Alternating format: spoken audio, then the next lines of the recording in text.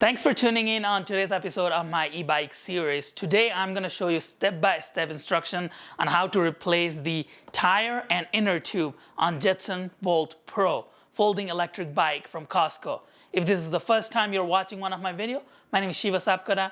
I'm an engineer out here in Colorado, USA, and I make videos on various electric vehicles such as Tesla, e-bike, and I have lots and lots of videos on the Jetson Bolt Pro, anywhere from brake pad replacement to controller upgrade to tire puncture repair. So many of those videos in my channel. I'm gonna put a link to the playlist down below in the description as well as the pinned comment, so be sure to check those videos out.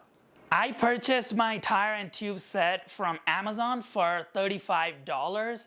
The price is still the same as of making this video. I got a set of two, so 2 tires and 2 tubes, so a complete set for $35. Whereas in Jetson's website, they sell it for $40 for just one set, and they seem to be out of stock all the time. So I'm just giving this a try. I don't know how they are gonna last, how cheap these tires are. So I'm gonna have to use it and make a follow-up video later to tell you how they are holding up. So far they look pretty good, and I'm gonna give it a try and install it on my Jetson Bolt Pro and show you all how to do that. Just keep in mind that I'm an engineer, I'm curious about this stuff, and I really want to help everyone out, all of my viewers that are watching my videos. But I'm figuring this out on my own as I go along. So just be cautious. You know, sometimes Jetson changes things randomly. Like when I did the controller upgrade video, Jetson decided to change the wiring on the throttle, so people were getting confused. My method that I was showing in my video was not working. So just be very careful. Check your bike to make sure you have all the components that I am showing on my bike prior to doing a follow along, if you are going to do a follow along. All of this stuff, especially removing the tires and whatnot, can be very dangerous if not done safely. Make sure that you tighten all of those bolts and nuts and put the Loctite, as I show you how to do that in my video, and just be safe and have fun. Let's get started with today's video. These are a couple of tools you will need for this installation. First, of course, you will need the tire and the inner tube. The tire is 14 by 2.125 inches. You'll need a 17mm wrench for the front tire and 19mm for the rear tire. You'll also need a 10mm wrench for the rear bolt and a 5mm Allen key for the brake pad assembly. For the tire assembly, you'll need a flathead screwdriver and pry tools. You can also purchase tire tools like the ones linked below. I'm just going to use pry tools. Of course, don't forget the air pump. Finally, you'll want some blue Loctite. You might be able to pull the wheel out without disassembling the brake pad assembly, but it is much easier if you remove the brake pad unit. To do that, just use a 5mm Allen key and undo the 2 screws that are holding the brake pad assembly in place.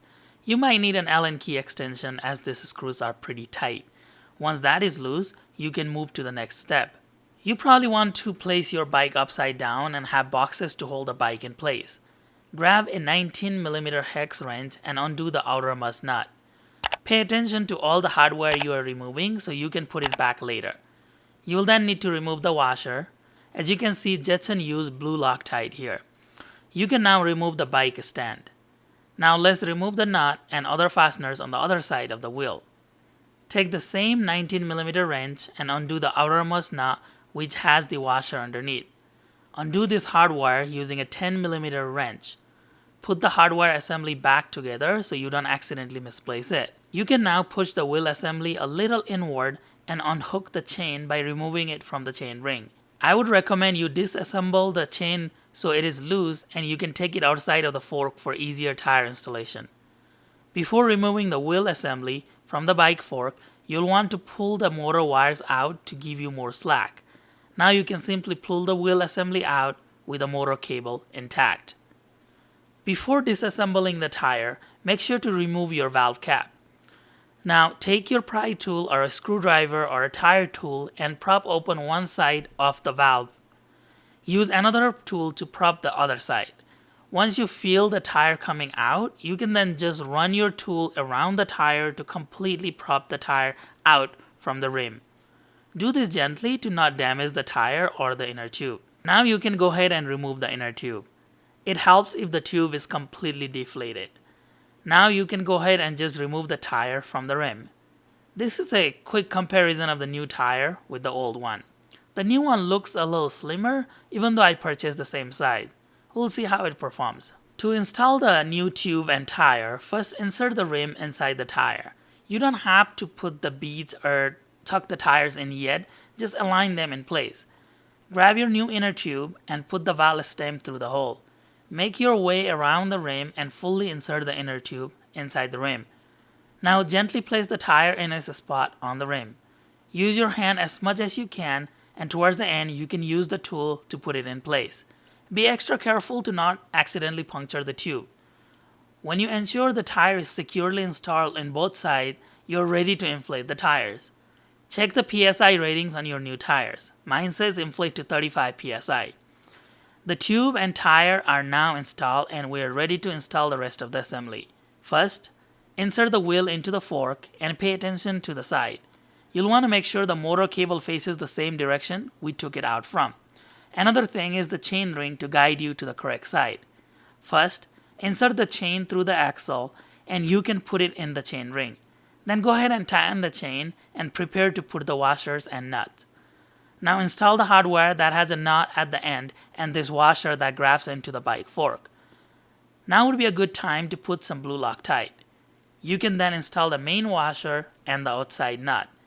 Don't fully tighten them yet. We'll want to make sure everything is straight. Move on to the other side. First, insert the kickstand, followed by the washer and the outer nut. You can also put some blue Loctite here. Don't fully tighten it yet. Go ahead and install the brake pad assembly by putting some blue Loctite and securing the 2 Allen bolts. When the brake pad assembly is fully secured, spin the wheel to make sure the brake pads are not touching the brake disc. When you have checked everything, you can then go ahead and fully tighten everything on both sides. We're done with the rear wheel installation. Let's move to the front wheel. The front wheel is exactly the same but easier as you don't have the motor or the chain to worry about. First, like before, undo the brake pad assembly using 5mm Allen key. You can remove the outer nut on both sides. Keep in mind, you need a 17mm wrench for the front. Both sides have the exact same assembly. Here are 2 washers on the front on each side. When you remove all the components, the wheel just comes right out. You can then install the inner tube and new tires like how I showed you for the rear wheel. It's time to install the front wheel back on. You simply slide the wheel onto the fork and align it in place. Then go ahead and install the washers and outermost nut on both sides. Don't fully tighten them until you install the brake pad assembly. Next, go ahead and install the brake pad assembly. Spin the wheel and make sure there is no drag and the brake pads are not touching the disc. Once everything is verified, go ahead and secure the assembly. This installation is now fully complete. So what do you think about this installation? It wasn't too bad of an installation for the Jetson Bolt Pro. There were some steps involved, and if you have any further questions or if you would like me to explain anything in more detail, please let me know in the comment section below. Also, if you have found another set of tires somewhere else that are better quality and cheaper in price, just let me know in the comment section below to help everyone out. Let's just share the information that you have so that everyone can take advantage of the deals or the quality tires that you might be getting, as well as any other accessories and components that you can find on this bike out there. I'm pretty sure I missed something on this tutorial, so if you find something on this video that I should improve on in the future, let me know in the comment section below as well. Finally, please do me a favor, let me know in the comment section below what other videos you would like me to make in the future so that I can continue to bring relevant content about this bike in the future.